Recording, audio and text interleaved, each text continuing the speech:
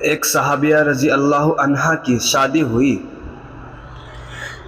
اللہ تعالیٰ نے ان کو حسن و جمال بھی خوب دیا تھا، اور شادی بھی ایک بڑے امیر کبیر صحابی سے ہوئی جن کے پاس رزق کی فراخی تھی، ہر طرح کا عیش و آرام کے سامان تھے۔ میاں بیوی میں خوب محبت تھی اور اچھی طرح وقت گزر رہا تھا۔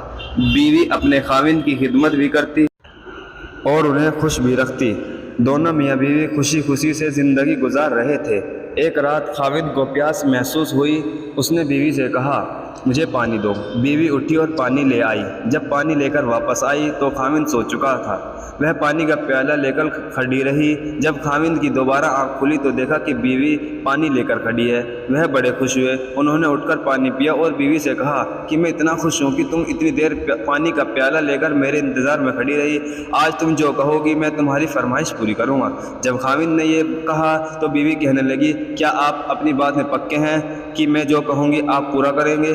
کہنے لگے، ہاں، پورا کر کے دکھاؤں گا۔ کہنے لگی، اچھا، پھر آپ مجھے طلاق دے کر فارغ کر دیجئے۔ وہ صحابی پریشان ہے کہ کولوی دے بیٹھے۔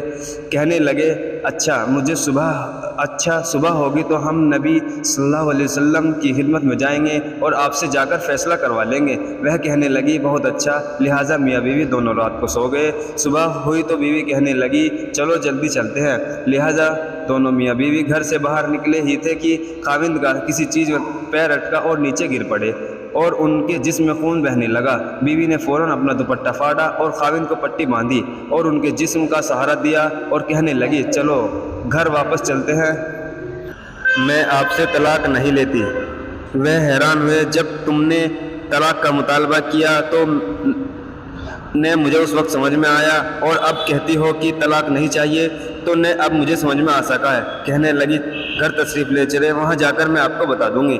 جب گھر جا کر بیٹھے تو کہنے لگے، مجھے بتاؤ تو صحیح کیا بات ہے؟ کہنے لگی، آپ نے کچھ دن پہلے نبی صلی اللہ علیہ وسلم کی حدیث سنائی تھی کہ جس بندے سے اللہ رب العزت محبت کرتے ہیں اس بندے کے اوپر اس طرح پریشانیاں آتی ہیں جس طرح پانی اونچائی سے ڈھلان کی طرف جایا کرتا ہے۔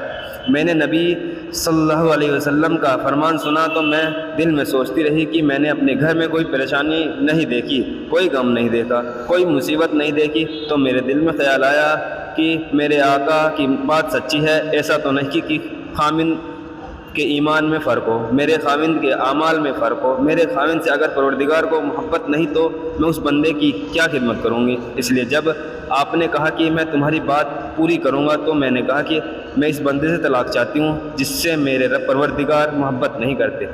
پھر جب ہم حضور صلی اللہ علیہ وسلم کی خدمت میں علم حاصل کرنے جا رہے تھے، یہ اللہ کا راستہ تھا، آپ گرے اور خون نکلا، تو میں فوراً سمجھ گئی کہ اللہ کے راستے کا غم پہنچا، مصیبت پہنچی، تکلیف پہنچی۔ یقیناً اللہ تعالیٰ کو آپ سے پیار ہے اور اللہ تعالیٰ نے آپ کو اپنی ناراضگی کی وجہ سے خوشیاں نہیں دی، بلکہ اللہ تعالیٰ کو آپ سے محبت ہے۔